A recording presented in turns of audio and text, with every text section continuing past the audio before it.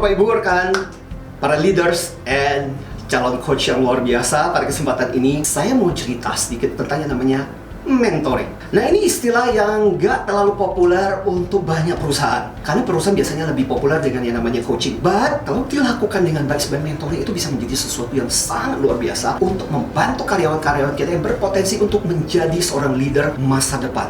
So, yang namanya mentoring menurut kamus bisnis businessdictionary.com, mentoring itu adalah sebuah employee training system yang dilakukan oleh yang mereka berpengalaman atau yang punya expert di bidangnya dalam rangka memberikan support atau memberikan feedback kepada seorang karyawan agar dia semakin berkembang. Jadi biasanya yang namanya mentoring itu pasti untuk development. Yang menantang di sini sebenarnya adalah yang membedakan mentoring dari coaching adalah karena programnya panjang. Saya masih ingat di awal-awal perjalanan karir saya pernah menjadi seorang mentee. Jadi orang yang dimentor sampai saya bisa mengajar di kelas. Dan saya pun pernah punya pengalaman mengembangkan materi untuk mentoring. Wow, itu tidak gampang. Saya kasih contoh gambarannya. Sebuah program mentoring, misalnya ada seseorang yang kita lihat bahwa dia adalah potensi untuk menjadi pemimpin berikutnya.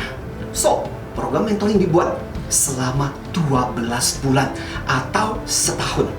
Nah, di dalam program 1 tahun ini, setiap bulannya itu ada milestone-nya, ada target yang mau dicapai. Misalnya contoh, di dalam program yang saya pernah buat, bulan pertama isinya adalah menggali SWOT si mentee ini. Strength-nya apa?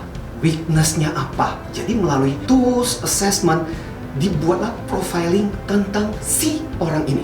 Disitulah peran seorang mentor melalui serangkaian hasil tes ini harus bisa mengetahui dan bisa memberikan feedback kepada si mentee-nya.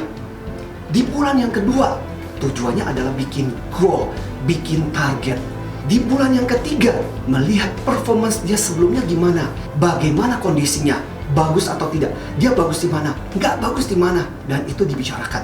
Dan bulan-bulan berikutnya dipikirkan mengenai tahapan demi tahapan apa yang perlu dipelajari, yang perlu didalami, sampai di akhir bulan ke-12, dia dianggap sudah dibekali dengan sebuah pengetahuan sehingga dia mampu untuk lebih mandiri. Kebayangan, betul-betul sebuah mentoring itu kalau dilakukan is quite painful. Nggak gampang, nggak mudah. Tapi kalau dilakukan dengan bagus, saya sendiri bisa merasakan. Karena jasa mentor saya lah, saya bisa menjadi seorang trainer. Kalau nggak, saya nggak bisa.